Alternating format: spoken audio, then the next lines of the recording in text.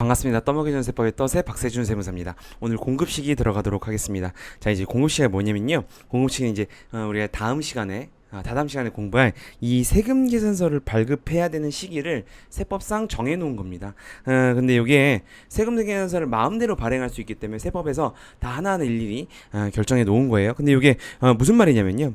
이 공급일이죠. 공급일이 정해져 있어요. 그래서 과세 기간이 이미 확정됩니다. 요게 사실 이게 실무 얘기인데요. 과세 기간을 정해놓지 않으면 뭐 1기 걸 2기에 놓고 2기 걸 그 다음 연도로 미룰 수 있게 막 이렇게 실무상으로 요거 가지고 장난칠 수 있기 때문에 안 된다. 과세 기간을 확정해 놔야 된다. 해서 공급 시기를 세법에서 정해져 있습니다. 먼저 재화 볼게요. 재화를 공부하면 용역은 쉽습니다. 자, 여러분 일반적인 경우는요. 재화니까 인도 기준이겠죠. 아니면 그 재화를 이용 부동산 같은 경우에 부동산도 재화죠. 부동산 재화인데 인도할 수는 없잖아요. 그래서 그게 이용 가능한 경우 그런 걸 말합니다. 이동이 필요 없는 경우를 말하는 것이고, 자, 그래서 여기 볼게요. 만약에 이때 인도를 했어요. 재화를 뭐 아무거나 상품 하나를 팔았습니다. 이런 물건을 이때 인도를 했는데 대금은 만약에 이때 줬어요. 그러면 언제 세금계산을 발급해야 되냐가 문제되잖아요. 그죠? 이걸 정해놓지 않으면 납세자 사업자들이 마음대로 그냥 하는 겁니다. 그래서 정해놨어요. 무조건 요때 인도일로 하는 겁니다. 인도 기준이니까 요때예요. 요때가 세금계산 발급하는 시기가 되는 겁니다.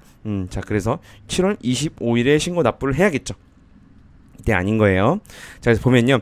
현금 판매, 아니면 외상 우리 다 공부했습니다. 외상 매출 미수금 다 기억나죠? 상품권 판매, 할부 판매. 이 할부 판매가 중요합니다. 별표 치시고, 요 할부 판매는 장기 X라고 쓰세요. 장기 X.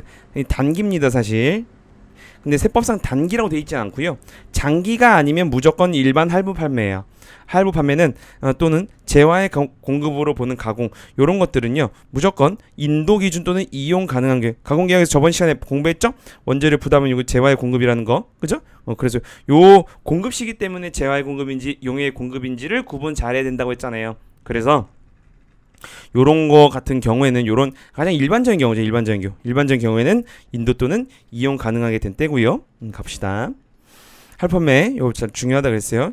특수한 경우 각 대가를 받기로. 자, 이제 특수한 경우가 또 이제 여러분 시험에 잘 나오는데, 여러분 시험에 잘 나와요. 어렵게 나옵니다. 그래서 잘 실기에서 잘 나요 이게. 그래서 잘 봐야 돼요. 각 대가를 받기로 약정한 때 별표 치세요. 수령한 때가 아니거든요. 수령한 때 돈을 받은 때가 아니고요. 계약서상에 내가 계약해놓고 이날에 이때 받기로 주기로 돈을 주기로 왔다 갔다 약속한 겁니다. 이 약속한 날을 그 공급 시기로 보겠다는 거예요. 이 특수한 경우 뭔지 좀 봅시다. 첫 번째가요. 요렇게 네 가지가 있어요. 장기 할부 판매입니다. 할부 판매는 할부 판매인데 장기예요. 중간 지급 완성도 계속적 하나하나 보도록 할게요. 장기부터 볼게요. 장기는요. 요렇게 할부 판매인데 그냥 제가 지금 아까 바로 앞에서 봤던 이 일반 할부 판매가 아니에요. 봅시다. 이 요건이 맞아야 돼요. 볼게요. 첫 번째로 재화 인도를 했습니다. 인도 후에요. 2번 이상에 걸쳐서 분할 대가로 수령을 해야 돼요. 그리고요. 인도일의 다음 날부터 최종 대가 수령까지 1년 이상 해야 됩니다. 요 두 가지가 엔드 요건으로 충족되면 그건 무조건 무슨 할부 판매? 장기 할부 판매가 되는 거예요. 그래서 여러분 시험에 날짜가 주어집니다. 날짜 이렇게 해놓고선 이게 1년이 되는지 안 되는지, 2번을 받는지 안 받는지 요걸 다 여러분들이 계산을 해야 돼. 그래서 이게 장기 할부 판매다. 그러면 각 대가를 받기로 약정한 때라고 했어요. 봅시다. 요때인데, 자, 보면요. 그림으로 좀 봅시다. 인도를 했어요. 인도 후죠. 인도 후에 대가를 2번 이상 받아야 돼요. 2번 이상 받아야 되고, 요 인도일의 다음 날부터 마지막 그 대가 수령 날짜까지 1년 이상이 돼야 되는 거예요. 그러면 원칙적으로는 이때 인도가 맞지만 이때 안 하고요. 각 대가를 받기로 수령을 약정한 때입니다. 아까 약속한 때라 그랬죠? 대가 받은 때가 아니에요, 여러분. 됐죠? 그래서 요때 세금계산을 발행을 해야 됩니다. 됐죠? 간단해요. 중간 지급 조건부는요. 자, 요 요건이 충족돼요. 인도 전입니다. 그리고 3회예요. 구분해서 외워야겠죠? 여기 정해져 있는 거니까. 그리고 계약금의 약정일의 다음 날부터요. 인도일까지입니다. 요게 6개월 이상이에요. 요건 3+6이에요.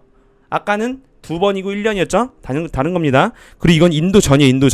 인도 전에 몇 번을 받아야 돼요? 총 3번 이상을 받아야 되고요.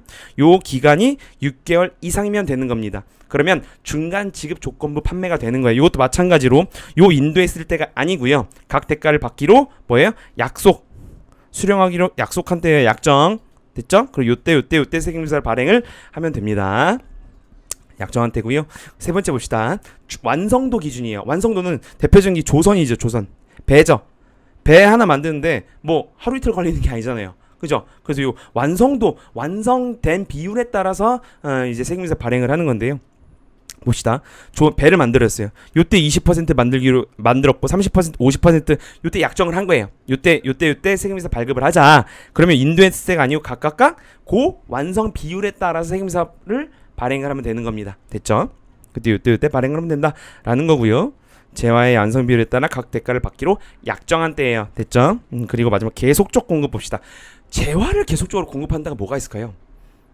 우리가 재화의 공급에서 보고 왔지만 자연력 기억나요? 자연력 이런 가스, 전기 이런 거, 가스나 전기는 계속, 특히 전기 생각해 보세요. 여러분 전기 계속 공급하잖아요. 한국전력공사에서. 그죠?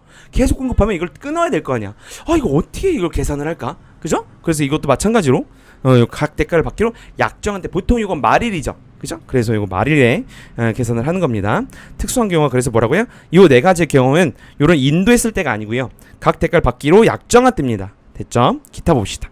기타는요, 요렇게 네 가지인데요. 다 중요해요. 재활 공급 이제 우리 기억나요? 간주 공급 조금 어려웠었죠. 우리가 공부했던 것 중에서.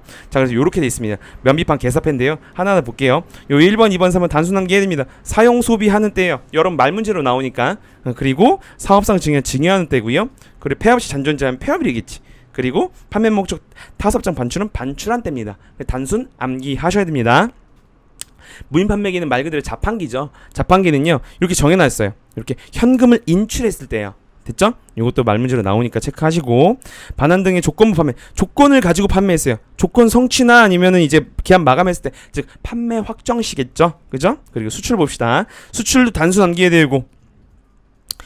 그래서 요거 이제 요거를 다 알려면 우리가 영세율이 이제 우리가 이제 또 공부를 해야 돼요. 영세율이 좀 어렵거든요.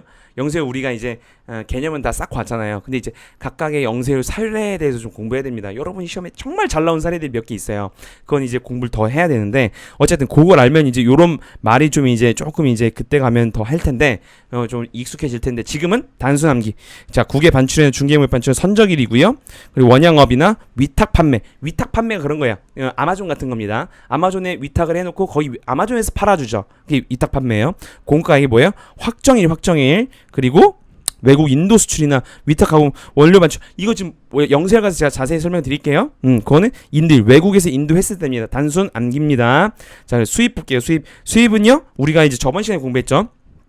요게 보세구역에서 들어왔을 때, 그쵸? 수입이죠. 요게 수입이라고 했잖아요. 그래서 수입 신고 수리가 받아진 날짜죠. 그랬습니다. 용역 볼게요. 용역 쉬워요. 재활을 했으니까. 일반적인 경우는 자, 이제 영물을 제공 완료했을 때입니다. 아니면 사용되는 때예요. 암기하셔야 되고 관리되시겠죠. 특수한 경우 마찬가지로 각 대가를 받기로 약정할 텐데, 이건 빨리 넘어갈게요. 뭐냐면 재화랑 완전 똑같아. 수리할 때가 약정할 때 요렇게 또 네 가지겠죠.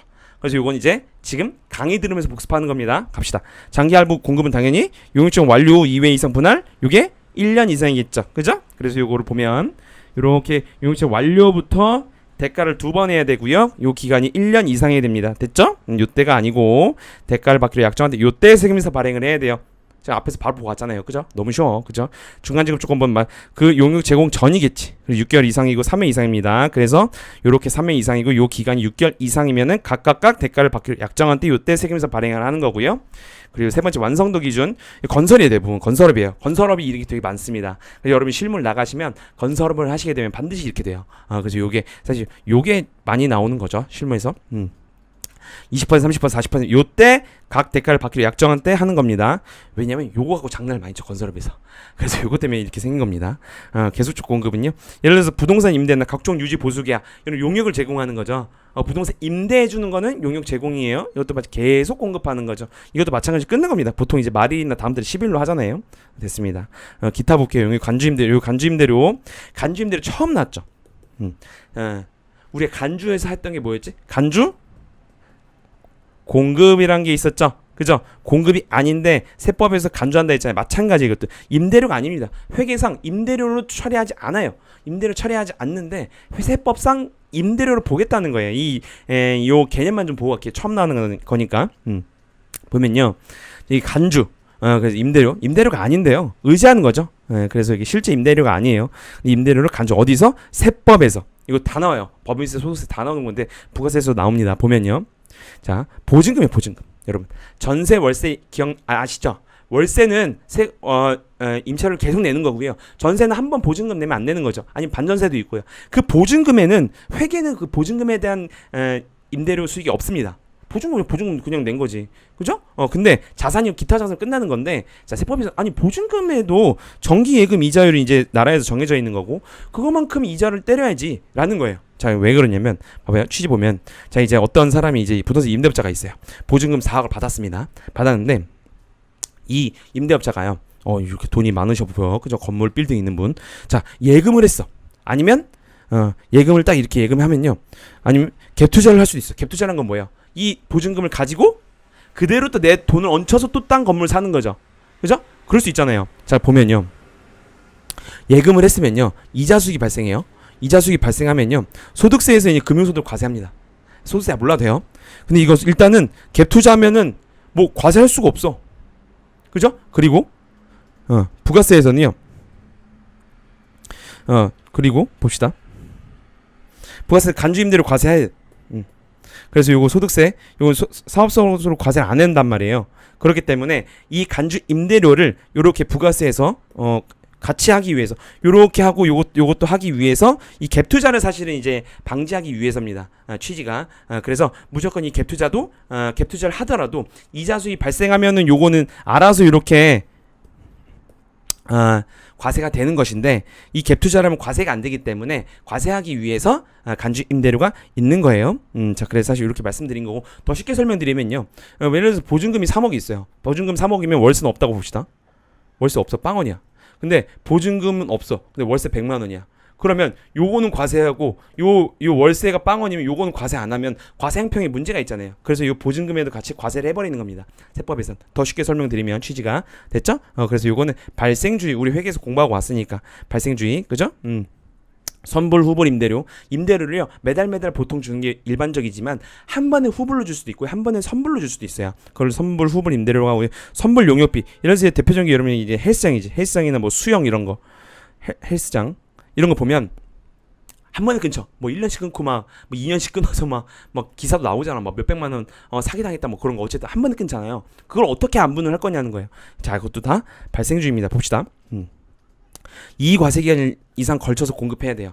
1과세기간 6개월이죠. 1월 1일부터 6월 30일 그 안에 한 거는 발생주의 할 필요 없어. 근데 무조건 두 개의 과세기간 이상에 걸쳐서 공급했으면 무조건 발생주의로 안분을 해야 된다는 거예요. 상식적인 겁니다. 그죠? 요렇게 딱 걸려있어. 그럼 안분을 해야 되는 거예요. 됐죠? 발생주의 뭐 우리가 초월산임, 말월불산임인데, 발생주의는 이제 여러분 이거 다 들으시는 분들은 회계 공부하신 분들이니까 그건 알 거고, 초월산임, 말월불산임만 좀 알게. 예를 들어 4월 12일 이래 했어요. 1일부터 한 게 아니고요. 4월 12일부터 했어. 그럼 요게 초월이거든요. 그리고 그러면 요 초월 4월 1일부터 했다 보는 거야. 초월은 무조건 산입하는 거예요. 1일부터 했다고 보고, 계산의 편의성 때문에 그런 거예요. 그래서 6분의 3 하고요. 2기 때는 당연히 1년으로 했을 경우엔 2기 때는 6개월 다 걸치겠지. 그리고 그 다음 년도 보면 X2년 보면 4월 11일까지잖아요. 용역을 제공하기. 예를 들어서 헬스장이라 치면. 근데 초월 이미 4월 1일부터 11일까지 했죠. 그래서 말월은 불산입하라는 거예요. 계산의 편의성 때문에 하는 거예요. 이렇게 계산 편의를 위해서. 됐죠? 그래서 초월산임, 말월불산이라는 게 생긴 겁니다. 됐죠? 그래서 이렇게 해서 끝났습니다. 이렇게 해서 끝내고요. 다음 시간에 공급시기 특례랑 이제 조금 더 공부할 것들, 공급 장소, 기타적인 사항 공부하도록 할게요. 떠먹이준 세포의 덫의 박세준 세무사였습니다. 감사합니다.